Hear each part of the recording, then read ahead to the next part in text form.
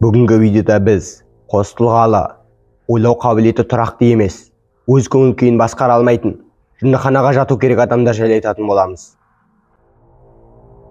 Дәлірек айтсақ, фейк аккаунттар.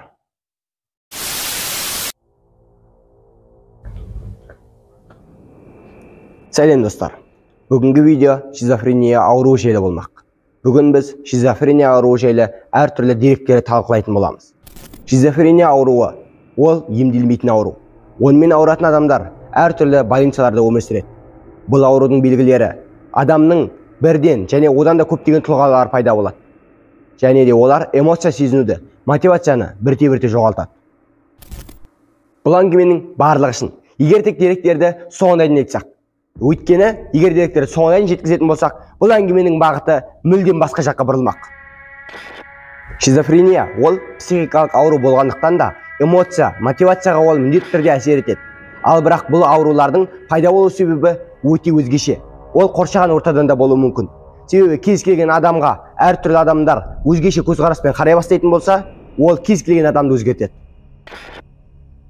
Шизофренияның ең кең таралған түрі ол дауыстардың өзгеруі мен галлюцинация ұстаған. Бұл қоршаған ортаны қабылдауда болған ақау. Мысалы, құлағы мүкіс адамдарда да қатты сөйлеу деген сияқты әртүрлі себептер пайда болатын болса, бұл да тап сондай эффект болып жұмыс жасайды.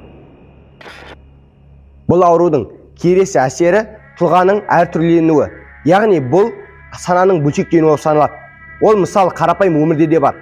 Адамдар әртүрлі кейіпке енеді. Ата-анасында басқа болады, досында басқа болады. Әртүрлі тұлға болып есептелінеді. Бірақ сол баяғы адам. Бұл ауруда да бұл тап сондай эффект сияқты жұмыс жасайды. Ал соңғы белгі ол жадының нашарлауы. Бұның себебі сананың сан тарапқа бөлінуінен болады. Сол үшін де адамның жадысы нашарлай бастайды. Қорытындылай келе, бұл шизофренияның көптеген белгілерін қарапайым күнде көре аламыз.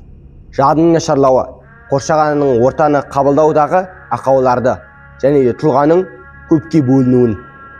Сол үшін де каналға жазылып, лайк басып кет. Және де біліңіздер, сіздердің орталарыңызда, сіздердің достарыңыз, немесе сіздер бұл ауруымен ауыруларыңыз мүмкін екендігі.